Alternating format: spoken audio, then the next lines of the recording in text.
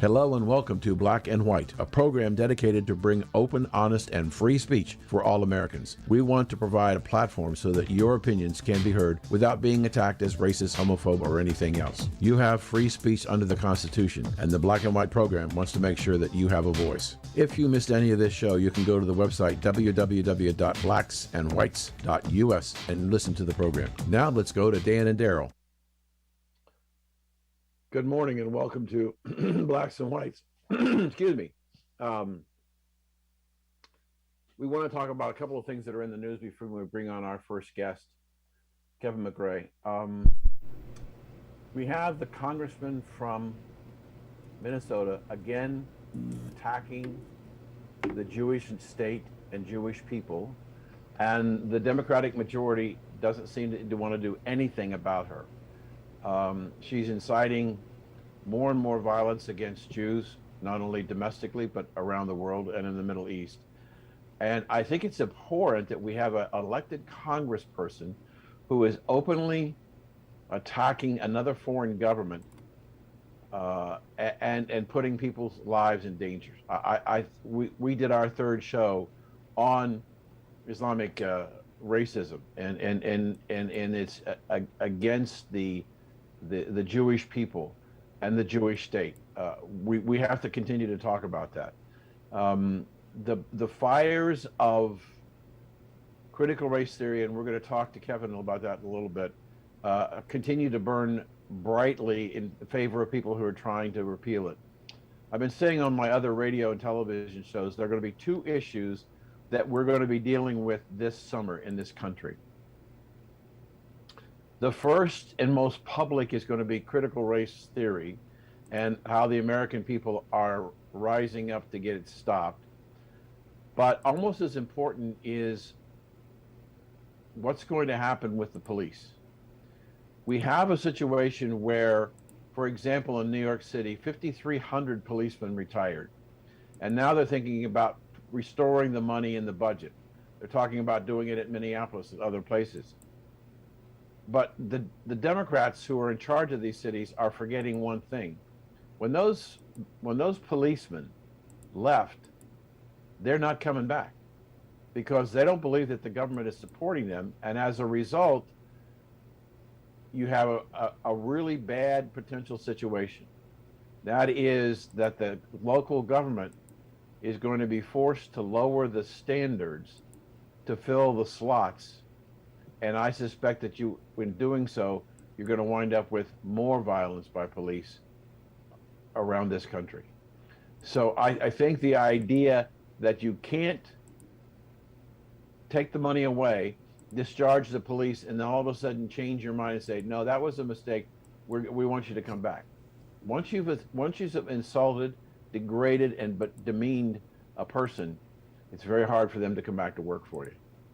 So that's what's on my mind. Daryl, you got anything you want to add before we get to Kevin? Well, I've been looking at reports about COVID-19 coming from different countries to the Americas, and they're actually saying within the next 2 months that we're going to be invaded with the new virus. And it's really interesting at this point to think that, the big issue that we're going to actually have to overcome is Biden wants to open the country, and the new virus is coming into the country. Is he going to do what Trump did and seal up the borders? Or is he going to, we need to generate some more funds and have the people work until the virus gets to a point or a level where most of us are being reinfected with a new strand? I think you're making a really valid point, because the survey work says that a lot of people in this country no longer trust the CDC to create public policy. Don't forget World Health. Dr. Fauci is not considered to be a politician, no longer a scientist. And so there's a lack of confidence. And one of the areas of particular lack of confidence, and I understand why, is the Black and brown community. They don't want to take the vaccine. And that's, in my opinion, it is the reluctance upon the Black and brown people and a lot of white people not getting the vaccine why Joe Biden is not going to hit his target of 70% by July 4th and may never hit it. So let's bring on Kevin McGARY. We had a chance to talk to him a little bit. He's a wonderful young man, and I say young man because I'm a lot older than Kevin. Um, but he is the president of the Frederick Douglass Foundation of California, and he's part of a mission that every Black life matters, and in fact, every life matters in America today. Kevin, thank you for joining us today. Daryl, Dan, so glad to be here with you, bros, again. I appreciate the opportunity. It's a real honor to be here. So thank you for having me. So, where would you like to start? We can start wherever you want. I think that for your listeners and for your viewers, some of them may think our moniker is a bit curious and would want to know a little bit more about how we started in that. So I can go into a little bit more detail Sure. about Please why do. we are every Black life matters. Here's what happens.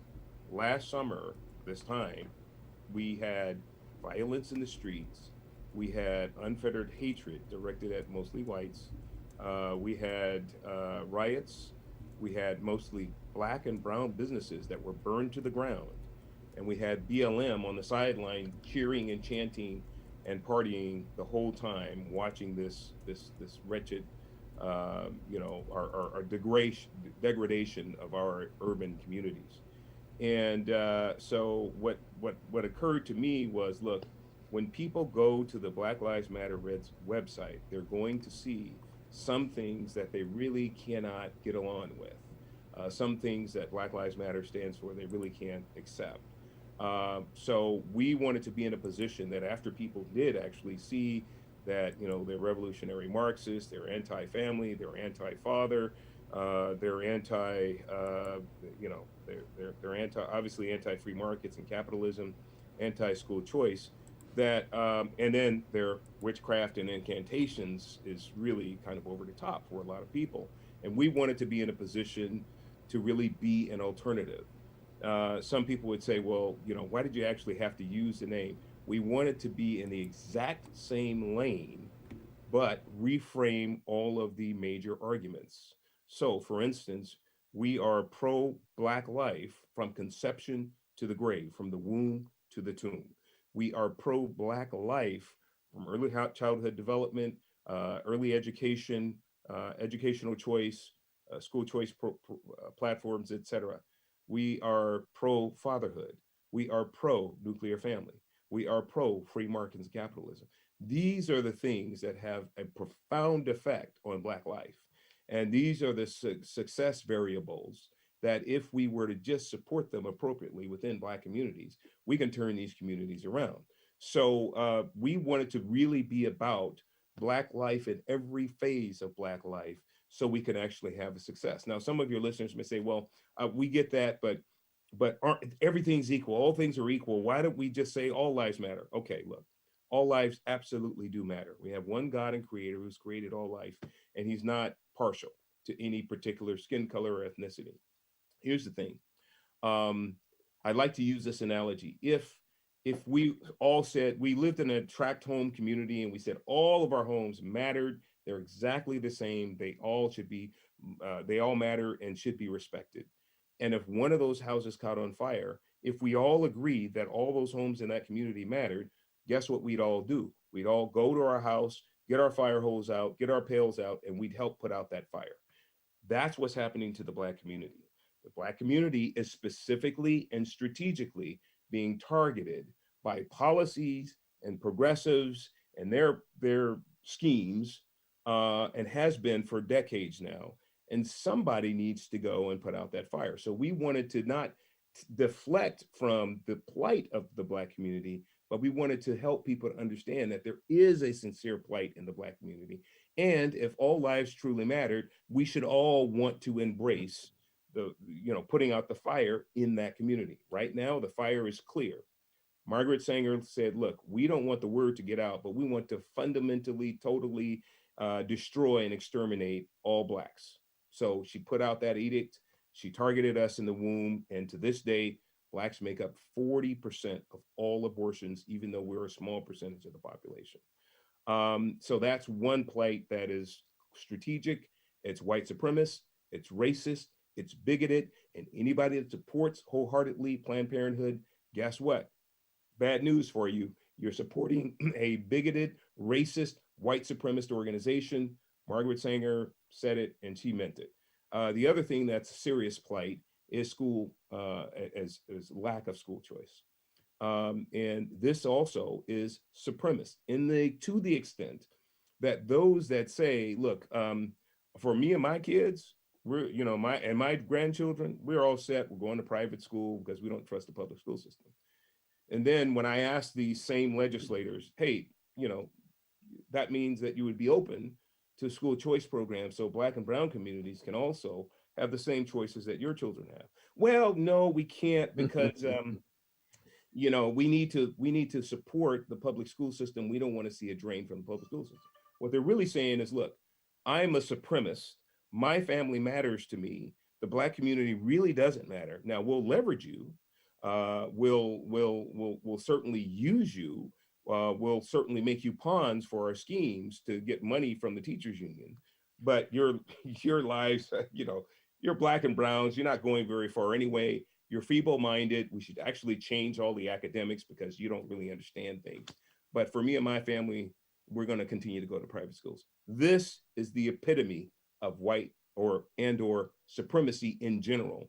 And we need to hold all those people who continue to vote against school choice programs fully accountable for their level of supremacy.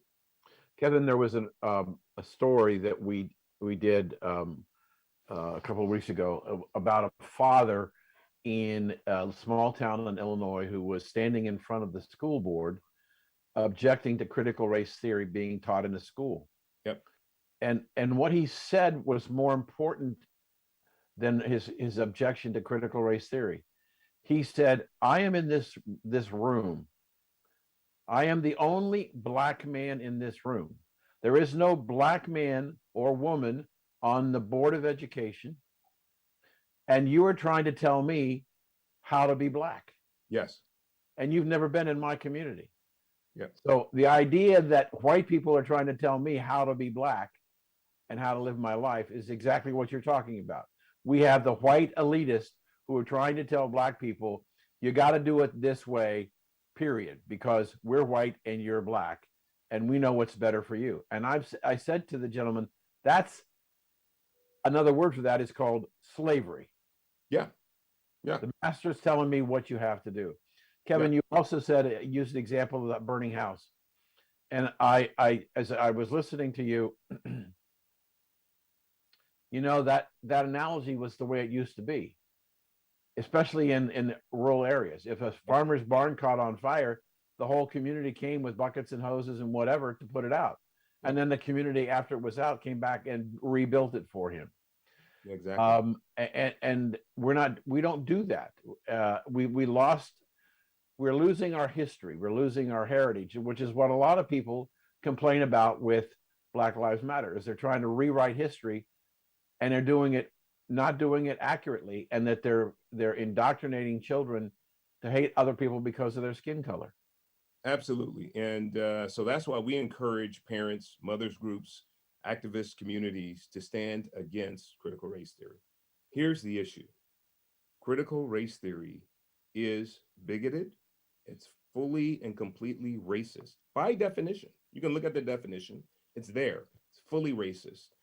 Ibram X. Kendi, which wrote the How to Be an Anti-Racist, says in his book, look, the way to get past prejudice is current prejudice. The way to get past current prejudice is future prejudice. He is actually saying it's perfectly okay for us to be bigoted and prejudiced against whites at any point in time. And that they should be demeaned, they should be demonized, they should be canceled, if you will. I mean, essentially what they're saying is we want all whites to be silenced and canceled, and it's perfectly okay for us to do that. And I think any thinking person who understands what happened in the civil rights movement, how important that was, how we've learned via Dr. Martin Luther King's admonition and encouragement that we must begin to judge people by the content of their character, not the color of their skin. Right. And we guess what? Guess what happened, Dan? Immediately after he made that statement, we started to see tort reforms. We started to see laws and policies within organization change because they wanted to really set it up to where if somebody does come to our place of business or does want a job, and we start to judge them based on the content or based on the color of their skin, that we want to give them recourse, legal recourse to go and do something about it. So Mhm. it's a guidepost in there for everybody as well to make sure that we were protecting that vital interest, which is the content of character. Now we're saying, no, no, no, forget all that. Forget the civil rights movement, everything else. We do want to judge people strictly by the color of their skin. And so, wait a minute. So now we're going to teach our children, like the other gentleman said, we're going to literally teach our children how to hate. I don't know about you, Dan, but I was born and raised in inner city San Francisco. Um, we had our little cliques and stuff like that, but Mhm. we didn't know how to hate another group. We didn't necessarily hang out with them, but we didn't hate them. We had our own group that we were, boys with and that. But we would encourage, our Latino brothers to come and hang out with us if they wanted to. But there was no hate there. You know what I mean? Yes. Uh, Hate is a learned thing. It's you have to act for kids to actually hate somebody. You got to teach them how to do that. Right. And what we're saying now is no, it's perfectly okay. Let's teach our children how to hate. Now, I thought that there was no room for hate. There was no room for racism. There was no room, all of these cliches you see in these different cities across the country. And then now we're saying, oh no, it's perfectly okay. We're going to hate the white man. We're going to hate anybody that lacks as much melanin as I have. If they lack melanin, it's perfectly okay to hate them. This is evil. This is racism. This is prejudice and bigotry, and everyone needs to stand against it. What we've done is we've encouraged via our website. You go to our website, everyblm.com, go to the resources tab. We have templated letters already pre-written with all of the anti-CRT language in there, and you can add more if you want, but it's a great head start. All you got to do is put your name in there. You could email it. You could put it on your social media. You could send it to them directly. And that would be local school board members, that would be city councils, that would be state representatives, as well as federal. It's there, have all these different scenarios. There's about 18 different scenarios you can choose from that most fits you, and you can download it and just do it. And so we're encouraging these activist communities. This is our time to push back. If Right. we lose this, our children are going to hate us. They're going to hate America first, and then they're going to hate us. And that's not acceptable. We have to come up to a better standard. We're going to have Daryl here in a minute. I just want to give your website again. It's www.everyblm.org. www.everyblm.org. Or Daryl? .com. Most people just go to .com. So it's either way. Okay. Daryl? So you did one of my numbers, brother. All right, so I got a whole statement for you that really irritates me. That people honestly believe that this critical race theory has an ounce of validation to it. And I mean, my question for you is, when you look at the word theory and the word theory itself is self-explanatory, but what do you see when somebody says, hey, I got this theory? I mean, do you think it has any validation at all in any form of way to reflect upon not only the children of this American culture, but the people of color around the world? No, so here's the thing, and I've been asked this a few times, and I've always challenged, and I always push back and challenge all your listeners. I challenge everybody and anybody. If before you listen to the likes of D'Angelo, Kendi, Derek Bell, and all the other talking heads about how great CRT is and how they're actually portraying accurate history, here's one thing to keep in mind. They're trying to overlay the guilt of what happened in the past, in the 1800s, on all white people. Now, Daryl, Dan, please help me here. As I understand it, we had a civil war. Mm-hmm. Now, why did we have a civil war if all white people were guilty for encouraging and supporting slavery? We had a civil war because we had people in the North who were abolitionists, mostly in the North, and who were Republicans. And that was why the Republican Party was started, by the way, via Frederick Douglass and Abraham Lincoln. Was that those two primarily at that time? And so they fought against slavery the entire time, and it culminated in a civil war.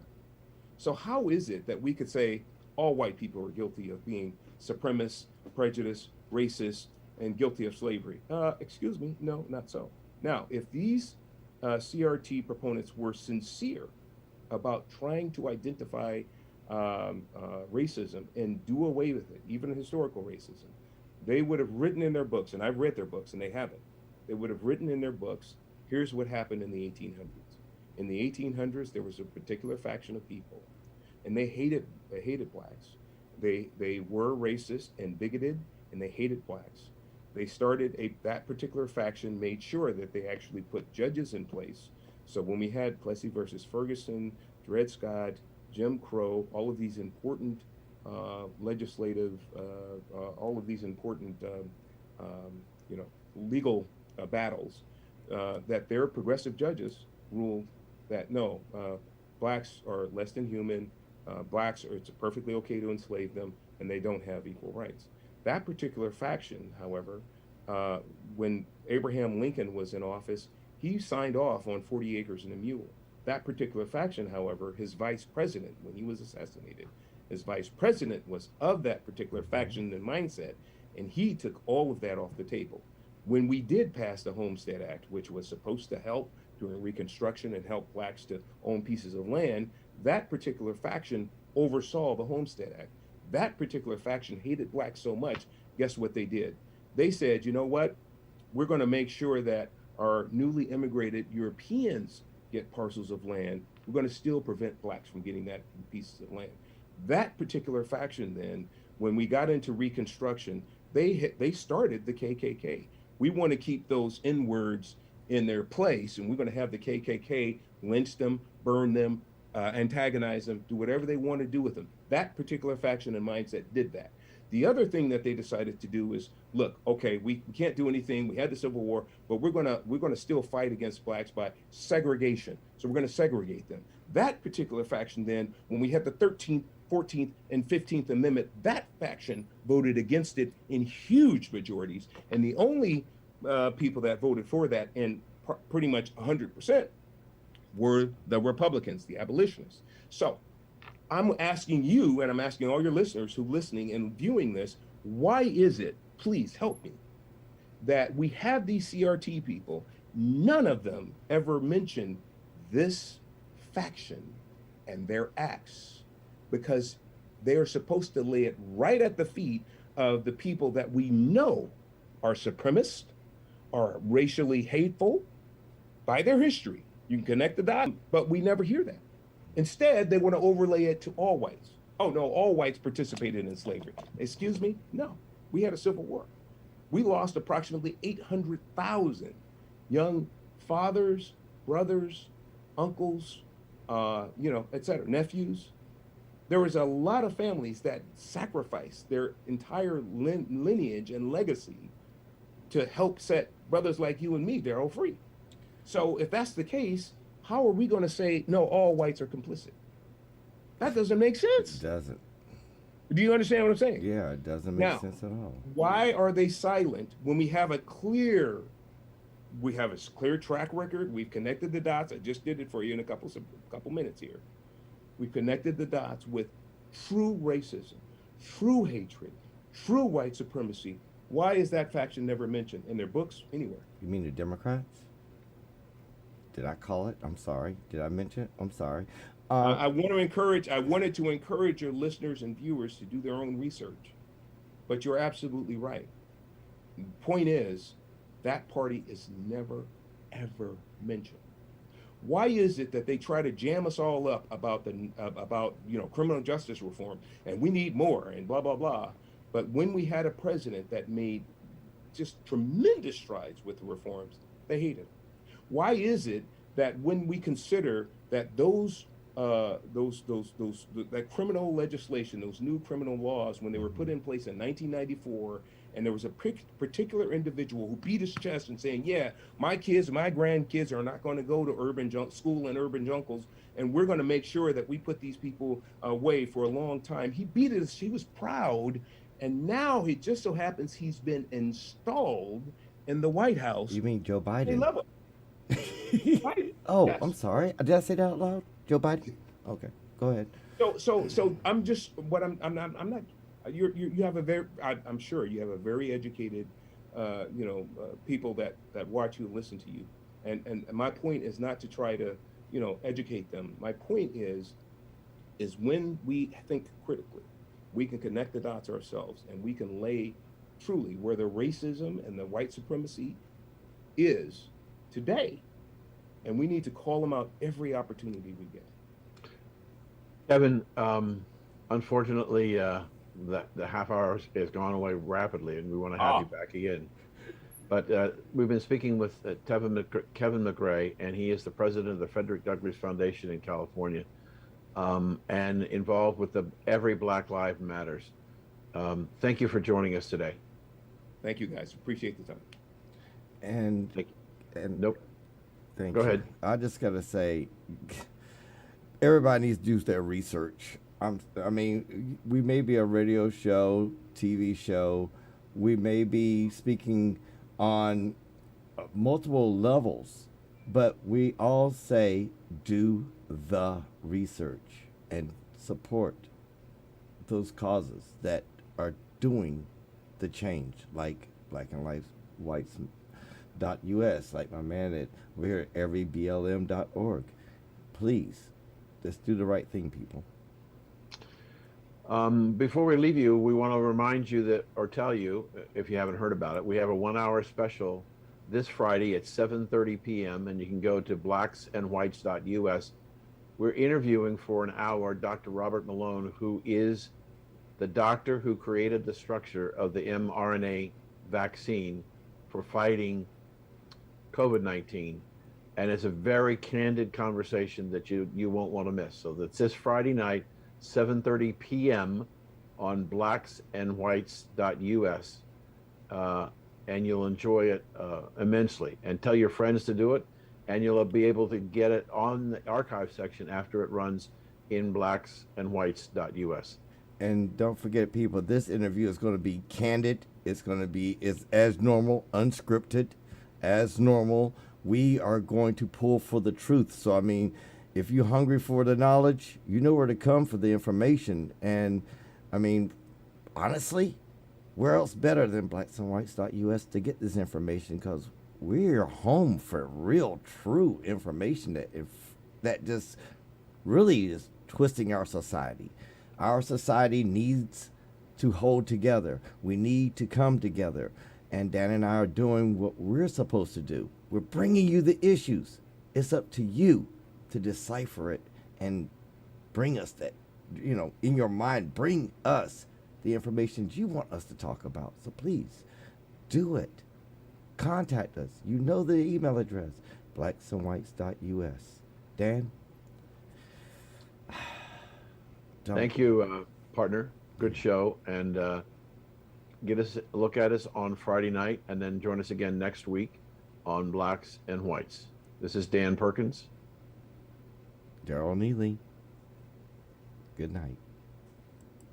Or day. Good. Thank you for listening to Black and White, where your opinion counts. So join us next week for fair, open, and honest discussion of the issues that are important to you.